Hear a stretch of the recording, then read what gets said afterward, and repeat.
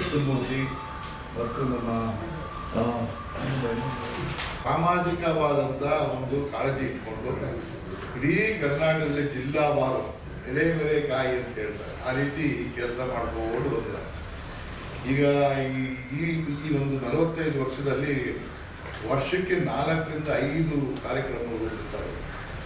ಯಾವುದೇ ರೀತಿಯಲ್ಲೂ ಪ್ರಚಾರ ಅಷ್ಟು ತಗೊಳ್ಳೋದಿಲ್ಲ, ಆದರೂ ಕೆಲಸವನ್ನು ಮಾಡ್ತಾ ಹೋಗ್ತಾ ಇದ್ದಾರೆ. ಯಾರಿರಲಿ ಇರಲಿ. ಸೊ ಅವರಿಗೆ ಸಾಥ್ ಕೊಡ್ತಕ್ಕಂಥದ್ದು ನಮ್ಮ ಶ್ರೀನಿವಾಸ್ ಇರ್ಬೋದು, ಮಧುಮಿತ ಇರ್ಬೋದು, ನಮ್ಮ ಗೋವಿಂದರಾಜ್ ಇರ್ಬೋದು, ಇವರೆಲ್ಲ ಅವರ ಸಂಗಡಿನ ಅಸೋಸಿಯೇಟ್ ಆಗಿ ಒಳ್ಳೆ ಕೆಲಸ ಮಾಡ್ತಾ ಇದ್ದಾರೆ. ಈಗ ನಮ್ಮ ರವೀಂದ್ರ ಕಲಾಕ್ಷೇತ್ರದಲ್ಲಿ 1ನೇ ತಾರೀಕು ಶನಿವಾರ ಈ ಕಾರ್ಯಕ್ರಮ KN ಫೌಂಡೇಶನ್ ಅವರು ಒಂದು ವಿಶೇಷವಾದಂಥ ಒಂದು ಕಾರ್ಯಕ್ರಮ ನಡೆಸೋದಕ್ಕೆ ಹೊರಟಿದ್ದಾರೆ. ಅದೇನಪ್ಪ ಅಂದರೆ ನಮ್ಮ ತಿಗಳ ಜನಾಂಗ, ಅದರಲ್ಲಿ ವನ್ನಿಕುಲ ಕ್ಷತ್ರಿಯರು ಅಂದರೆ ದ್ರೌಪದಿಯನ್ನು ಆರಾಧಿಸಿಕೊಂಡು ಕರ್ಗ, ನಿಮಗೆ ಬೆಂಗಳೂರು ಕರ್ಗ ಗೊತ್ತಲ್ಲ, ಈ ಬೆಂಗಳೂರು ಕರ್ಗ ಅಂದರೆ ನಿಮಗೆ ಎಷ್ಟೋ ನೋಡಿ ಇಲ್ಲಿ ಇರ್ತಕ್ಕಂಥ ಭಾಳ ಜನಕ್ಕೆ ಈ ಮಾಹಿತಿ ಇಲ್ಲ. ಕಬ್ಬನ್ ಪಾರ್ಕಲ್ಲಿ ಕರಗದ ಕುಂಟೆ ಅಂತಿದೆ, ಗೊತ್ತಿದೆ ನಿಮಗೆ? ಹಾಂ, ಕರ್ಗದ ಕುಂಟೆ ಅಂತ ನಮ್ಮ PWSP STP ಇದೆಯಲ್ಲ, ಪಕ್ಕ ಒಂದು ಕುಂಟೆ ಇದೆ, ಅದು ಕರಗದ ಕುಂಟೆ ಅಂತ. ಆ ಕರಗದ ಕುಂಟೆ 1 ಎಕರೆ ನನಗೆ ಲೆಜಿಸ್ಲೇಟಿವ್ ಕೌನ್ಸಿಲ್ ಉತ್ತರ ಕೊಟ್ಟಿರೋದು. ಇದನ್ನ ನಾವು ಕರಗದ ಕುಂಟೆ ಅಂತ ಹಾಗೆ ಇಟ್ಟಿದ್ದೀವಿ. ಅಂದ್ರೆ it is not included in the Cubbon park.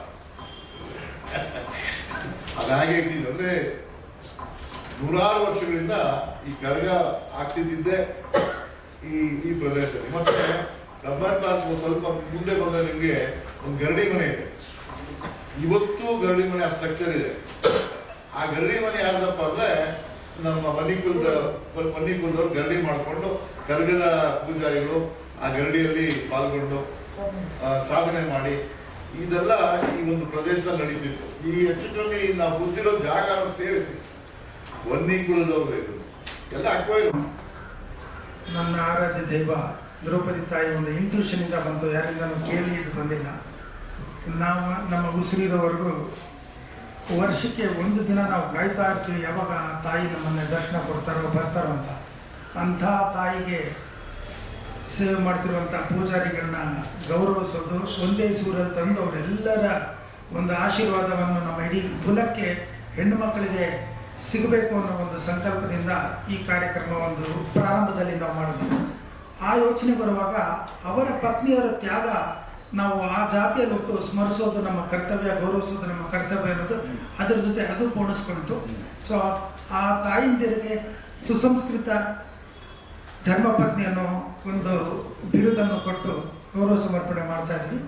ಕರಗದ ಪೂಜಾರಿಗಳಿಗೆ ಸುಸಂಸ್ಕೃತ ಧರ್ಮಪಾಲಕ ಅನ್ನೋ ಒಂದು ಬಿರುದನ್ನು ಕೊಟ್ಟು ಗೌರವಿಸ್ತಾ ಇದ್ವಿ. ಇದರ ಜೊತೆ ನಮ್ಮ ಜನಾಂಗಕ್ಕೆ ತುಂಬ ಅನ್ಯಾಯ ಮತ್ತು ಶೋಷಣೆಗೊಳಪಟ್ಟಿದೆ.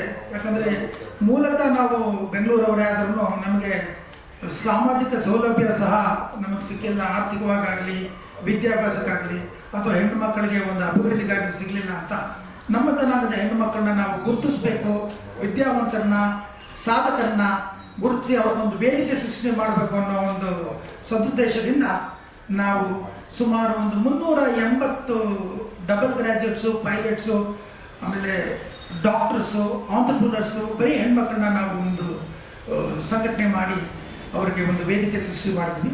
ಅದೇ ರೀತಿ ಒಂದು 300 ಮಕ್ಕಳು, ಪ್ರತಿಭಾವಂತ ಮಕ್ಕಳದು, ಅದು ಯಾವುದೇ ಡೊಮೈನ್ ಆಗಿರ್ಬೋದು, ಅವ್ರದ್ದು ಒಂದು 1.5 ತಿಂಗಳಿಂದ ಅವರು ಪ್ರಾಕ್ಟೀಸ್ ಮಾಡಿಕೊಂಡು ಸಾಧನೆ ಮಾಡಿಕೊಂಡು ಅವರು ಬರ್ತಾ ಇದ್ದಾರೆ. ಸೊ ಅವ್ರಿಗೂ ಒಂದು ವೇದಿಕೆ ಸೃಷ್ಟಿ ಮಾಡಿ ಒಟ್ಟು ನಮ್ಮ ವನ್ನಿಕುಲದ ಮಹಿಳಾ ಸಮಾವೇಶ ಇದೊಂದು ದೊಡ್ಡ ಮಟ್ಟದಲ್ಲಿ ನಡೆಸಬೇಕು ಅಂತ ಒಂದು ನಮ್ಮ ಗುರು ಹಿರಿಯರ ನಿಶ್ಚಯಿಸಿರೋದ್ರಿಂದ ಅದು ನನ್ನ ನೇತೃತ್ವದಲ್ಲಿ ನಡೆದಿರೋದು ನನ್ನ ಸೌಭಾಗ್ಯ ಅಂತ ಹೇಳಕ್ಕೆ ನಾನು ಇಚ್ಛೆ ಪಡ್ತಾ ಇದ್ದೀನಿ. ಇದನ್ನು ಇನಾಗ್ರೇಟ್ ಮಾಡೋಕ್ಕೆ ಪರಮ ಪೂಜ್ಯ ಶ್ರೀ ರವಿಶಂಕರ್ ಗುರುಜಿ ಅವರು ಒಪ್ಕೊಂಡು ಅವರು ಬರ್ತಾ ಇದ್ದಾರೆ. ಮಿಕ್ಕಿದ್ದು ನಮ್ಮ PR ರಮೇಶ್ ಅವರು ಮುಂದಿನ ರಾಜಕೀಯದವ್ರ ಬಗ್ಗೆ ಯಾರು ಬರ್ತಾರೆ ಅಂತ ಹೇಳ್ತಾರೆ. ಧನ್ಯವಾದಗಳು.